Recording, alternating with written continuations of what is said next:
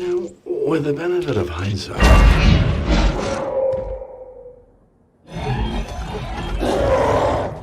Marvel's officially full of themselves, subjects audience to 30-second logo. Marvel's flipbook logo is one of the greatest of all-time logos. This would be a legit sin if you were referring to Doctor Strange's opening logo.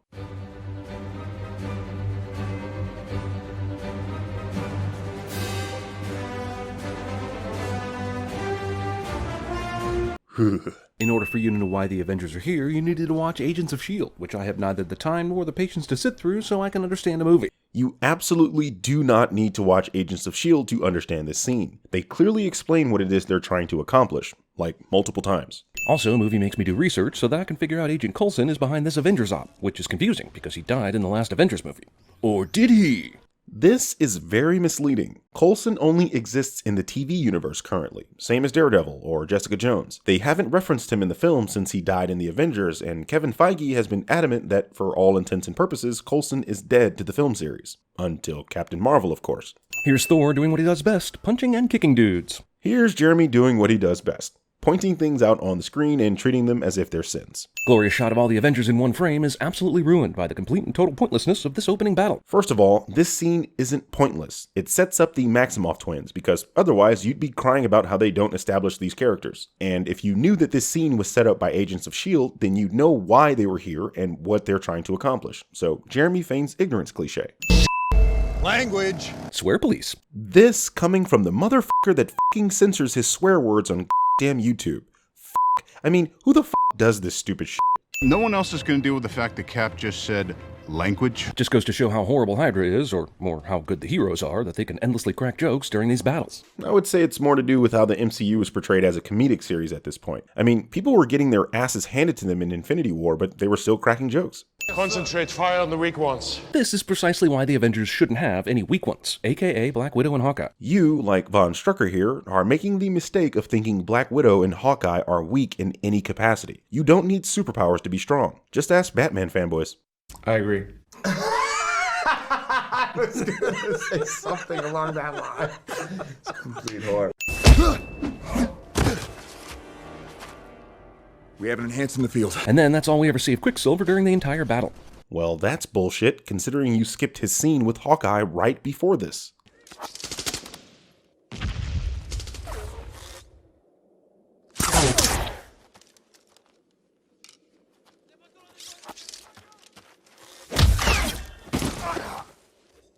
You didn't see that coming?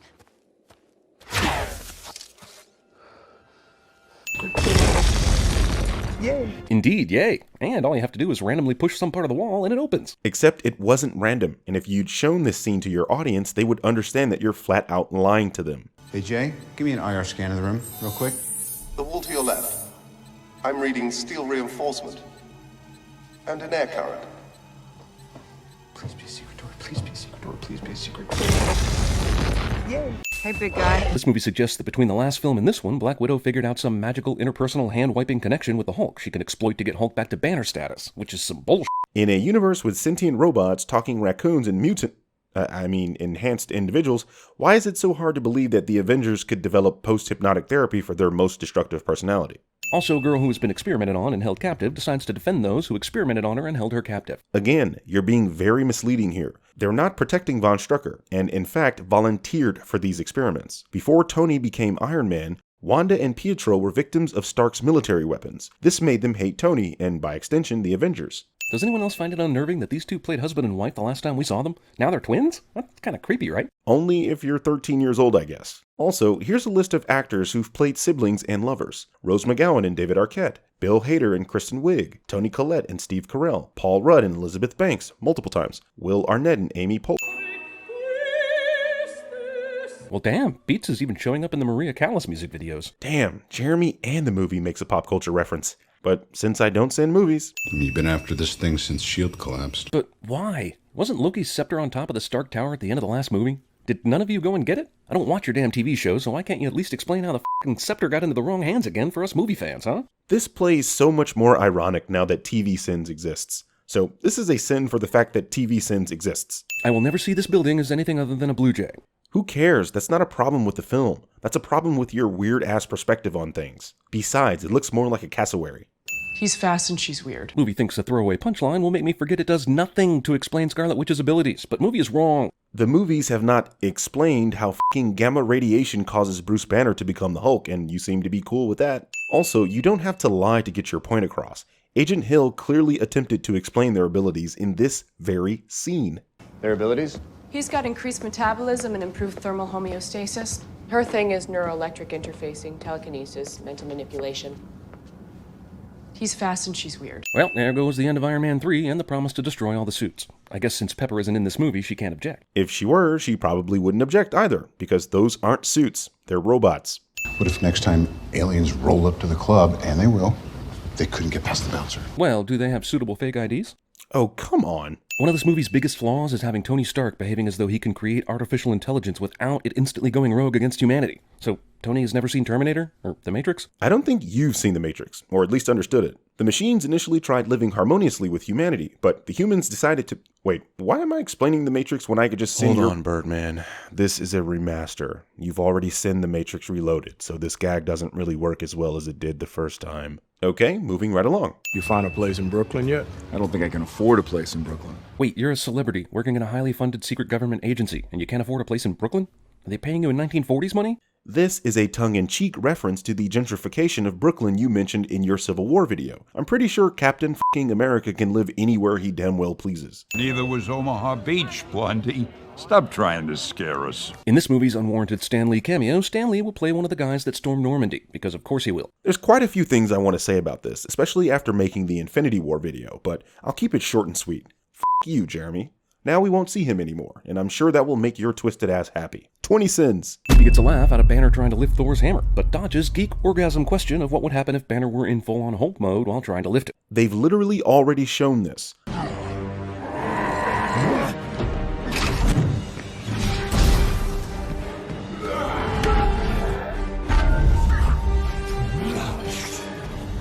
The Hulk cannot pick up Majoler. Oh, and for the intelligent people that didn't realize I was making a joke calling it Majoler in the original video, yeah, this sin's for you. And? Widow? Oh, no, that's not a question I need answered. Thank God, my sexual fantasies would have taken a huge hit if she did. That's dangerously close to Jeremy Says Boner. So I'll do 5 sins instead of the usual 10. See? I'm nice. Ish. Also, why did he pick the damaged suit to download into when there were plenty of perfectly good suits to do that? Presumably because the damaged unit no longer had a working Iron Legion protocol, making it easy for Ultron to upload himself. Also, these are not suits. You can clearly see that there's no space to fit a human inside the damaged Ultron suit. Unit. God damn it, you even have me doing it. Wait, so one wallop from Cap's shield and these Iron Legion bots explode into bits? Are you telling me Tony Stark built a fleet of bitch bots? Literally in a previous sin, you made the claim that these bots are indestructible. Thinks that mere guns can shoot down these indestructible iron suits. But now when presented with evidence they are not indestructible, you not only refuse to omit the previous sin, but now claim they're bitch bots. Also, Cap's shield is one of the most powerful objects in the Marvel Universe. What the hell did you think Cap was throwing? That ass in a circle? There are no strings on me. Ultron is in the cloud! Yes, because this random shit is a sin of this movie. Ultron cleared out, used the internet as an escape hatch. He used the what to what now? He used the internet as an escape hatch. In old-ass man speak, he used the internet as an escape hatch. Wait, why the f*** don't you understand this again? You may have forgotten during that confusing battle that Rhodes was hit with Ultron's pulse bolt, crashed through a window, and fell about 50 feet into a metal walkway down below. But sure, he's just got an ouchie on his shoulder. The real sin is you didn't point out he's holding the wrong shoulder in the first place. He fell on his left, but is holding his right. The CinemaSins of old would have picked that up. But now you're all about 20-minute videos and lame dad jokes. USA! USA! But I saw Stark's fear. I knew it would control him, make him self-destruct. It might have been easier to just kill him, but the psychology experiment is a lot more fun. You know, I could be petty and just point out all the things that I satirized in the Infinity War video that Jeremy always does, like when I kept stating that Thanos should have just killed everyone. Kinda like how he's stating that Scarlet Witch should have done here, but I won't do that. But you just did. Smaller people? Children! I lost the word there. Right, because an AI robot would somehow forget the word children in the midst of planning a worldwide annihilation. Wait, what was that? Worldwide annihilation. One more time. Annihilation. And how the what? Annihilation.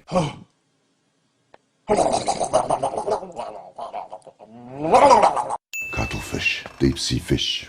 They make lights, disco lights. This is the point of the script, that every bad guy needs to pass on some sort of trivial knowledge to the Maximoff twins so they could win Slumdog Millionaire, I guess. You mean Who Wants to Be a Millionaire? Slumdog Millionaire is a movie. You'd think a channel named CinemaSins would get that. You'd be wrong.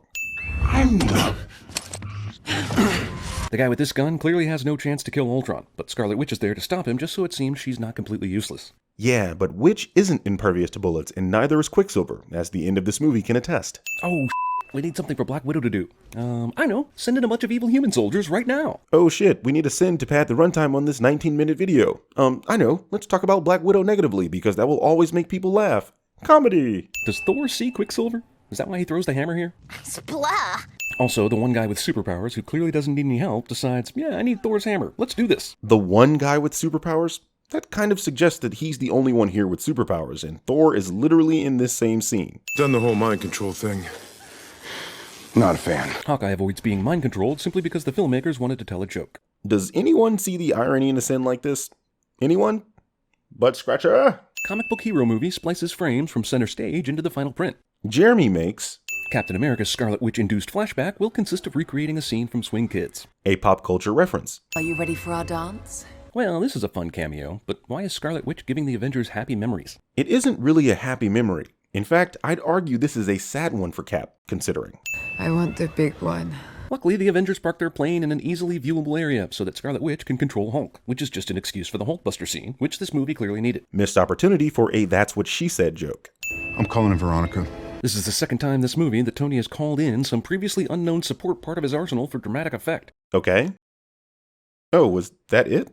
I thought that there was more to this thing you decided to point out for the audience. Like maybe try explaining why that was a sin. So, Tony has a suit that helps him defeat Hulk, the most undefeatable guy in all of Marvel lore, but somehow doesn't deem that superior suit worthy of wearing during normal Ultron warfare.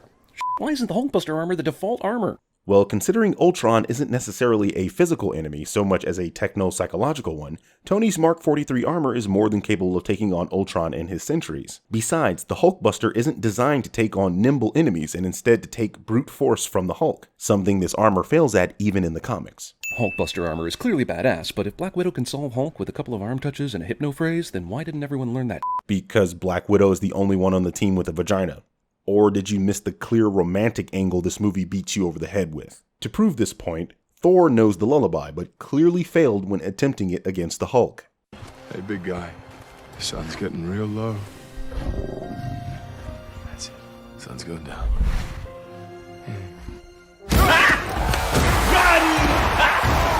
Got him!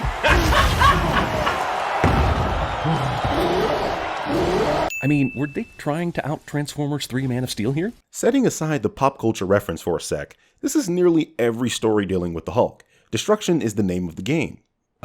Literally. The reason it was so jarring in Man of Steel was because Zack Snyder doesn't understand the character. Superman wouldn't just destroy a city trying to stop an enemy. The Hulk absolutely would. Movie suggests that even in Hulk mode, Banner is somehow able to see and feel sorrow for his terrible Hulk actions. But he is. This is always how the Hulk is portrayed. He goes on a rampage, levels a city, reflects on the carnage, and then calms down, reverting to Bruce. Luckily for Hawkeye, the Avengers are disgraced, and now his house functions as a means to make him matter more. Jeremy used to make jokes about Hawkeye, and then he took an arrow to the knee. Yeah, well, Fury helped me set this up when I joined. And even though Captain America Winter Soldier established that Fury and... Let me stop you right there. One sin for not acknowledging how Clint's son is clearly Asian. I don't care how many Scooby snacks he gave Linda Cardellini. Genetics don't work that way, yo. I saw something in that dream. What dream? I need answers. To what? I won't find him here. Wait, what? I'm so confused. See what I mean? He literally sent the dream Thor had already. Remember this? Well, this is a fun cameo, but why is Scarlet Witch giving the Avengers happy memories? Avengers happy memories. And now he just said, what dream? As if he didn't actually know. Again, I got shit from people satirizing this in the Infinity War parody video. Oh my god, we get it. That's their mind mess. But why? Second Avengers film suddenly decides Hawkeye is somehow the moral center of this group of crime fighters, which is stupid, rushed, forced, and stupid. Except the comics have always placed Hawkeye as the avatar through which the audience views the other spectacular members of the Avengers. You see why the blanket statement of the books don't matter is pretty fucking dumb? Because these characters and their stories are based on the books, and just because you don't read them doesn't mean that this movie is at fault for you thinking established character traits are sins. just in case you confused it with Seoul, Norway. I'm sending you here for completely skipping the scene where the movie establishes Helen Cho because you later ask who she is. You still think you're the only monster on the team? Smart people know she's talking about being an efficient killer, not that she can't have babies. However, should we send the fact that coming right on the heels of a revelation that she's sterile, this script was a little tone deaf about that? Nope, she's clearly referring to her sterility, which is what allowed her to become an assassin. That's what makes this conversation have so much gravity. That and the subtext of them being surrounded by toys in a child's bedroom. Actually, Josh Whedon said... I don't care what Josh Whedon says. He's just attempting to deflect criticism. Every time someone tries to win a war before it starts, innocent people die. Wait, but what about when people try to win a war after it starts? Do innocent people still die then? Because I think they do. Way to miss Cap's point here. A war is something that is a result of preemptive attacks. Therefore, he made your point before you did. Do me a favor.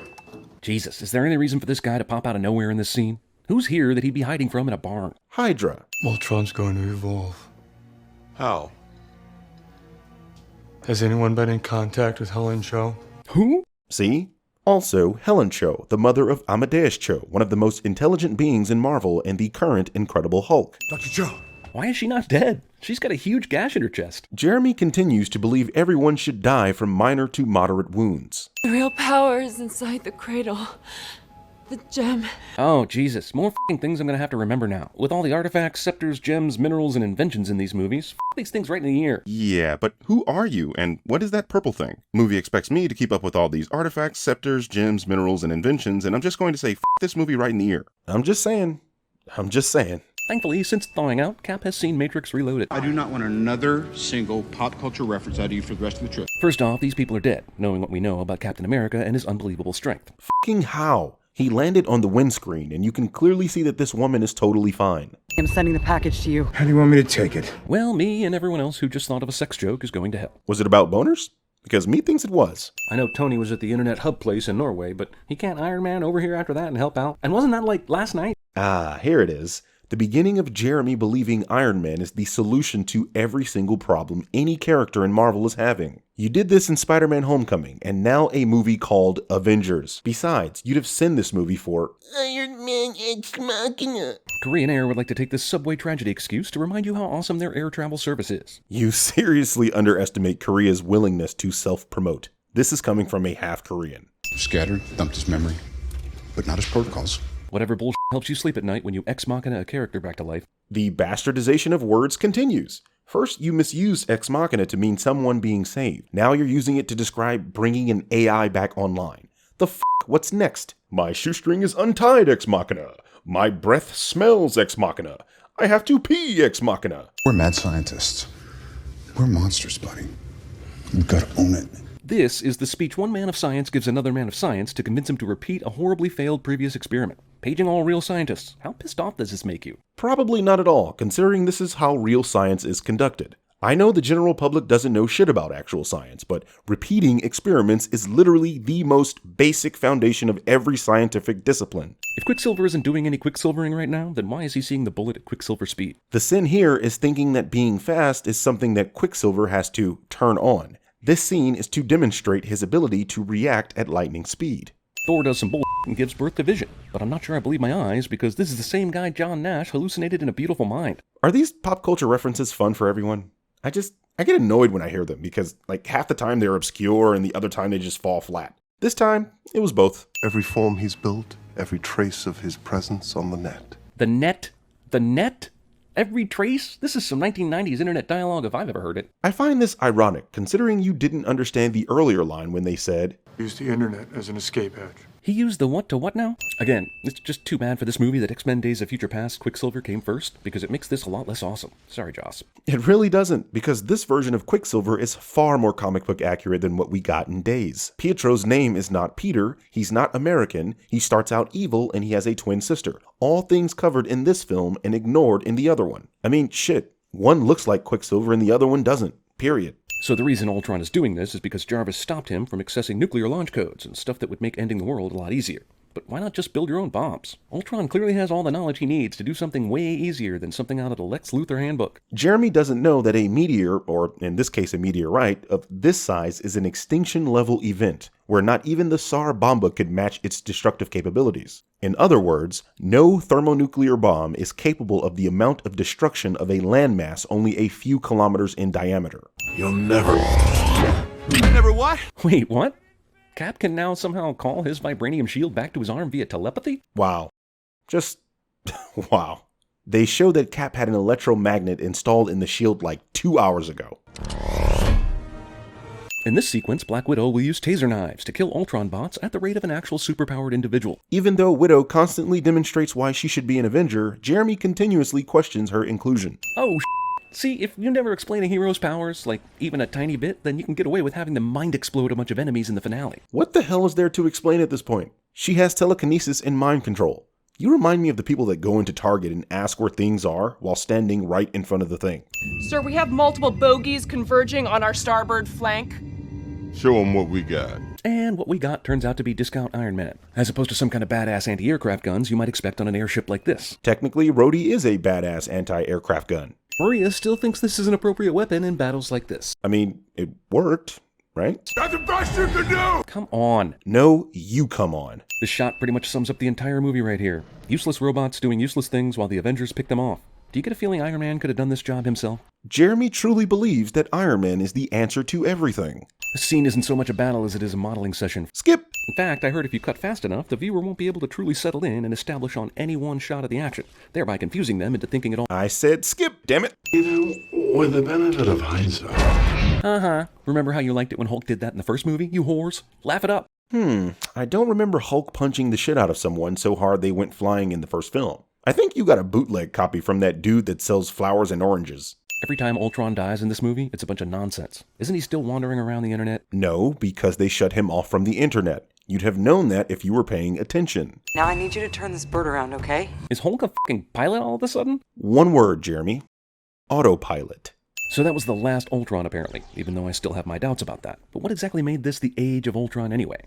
Aren't ages a period of many, many years? Merriam-Webster describes an age as a period of time dominated by a central figure or prominent feature, which describes this movie to a T. Also, Age of Ultron refers to the comic arc of the same name. Avengers team that has an all-powerful Scarlet Witch on their side literally doesn't need any other team members, most especially a dude who can glide on some metal wings. Jesus. Considering Wanda's fluctuating mental state and her propensity to civil war, that's some bullshit. Also, those wings aren't metal. They're carbon fiber, which would explain the rigidity-flexibility ratio, which I gotta say. Awesome. That's awesome. That's awesome. Awesome. It's awesome. It's awesome. That's awesome. That's awesome. She's the best. She's awesome. Awesome. I agree. I was gonna say something along that line.